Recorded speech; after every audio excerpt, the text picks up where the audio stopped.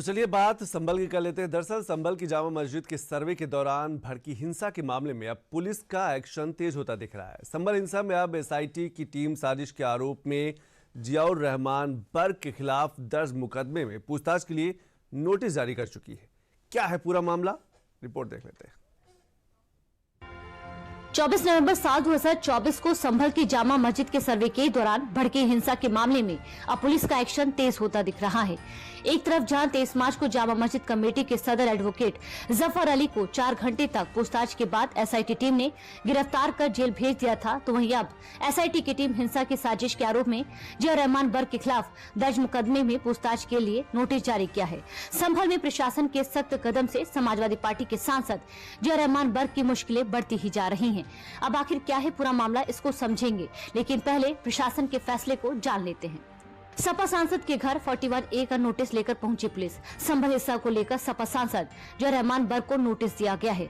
सपा विधायक के पुत्र सुहेल इकबाल का भी नाम शामिल था। संभल कोतवाली में 335-24 केस में इन्हें नामजद किया गया था। थाना नखासा क्षेत्र के दीपासराय मोहल्ले में सपा सांसद का आवास है।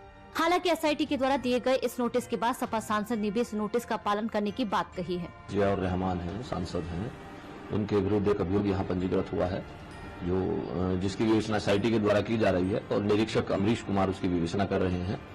उसमें माननीय उच्च न्यायालय के द्वारा उसमें ये इन्होंने एक अपील वहां पे की थी कि विवेचना में सहयोग करेंगे।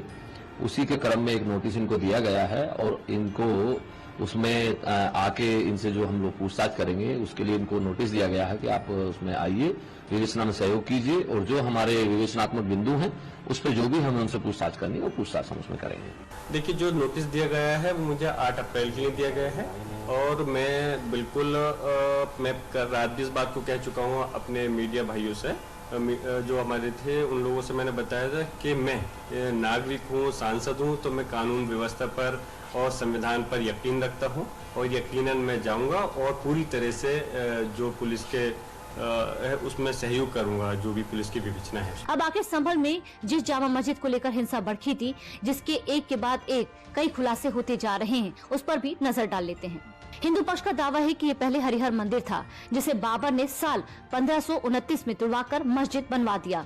इसे लेकर 19 नवंबर साल 2024 को संभल कोर्ट में याचिका दायर की गई थी। उसी दिन सिविल जज सीनियर डिवीजन आदित्य सिंह ने मस्जिद के अंदर सर्वे करने का आदेश दिया।